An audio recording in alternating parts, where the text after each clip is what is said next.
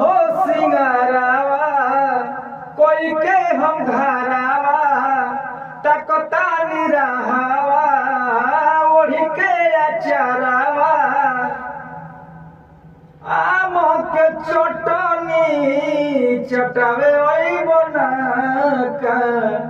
बोले ले कोयलिया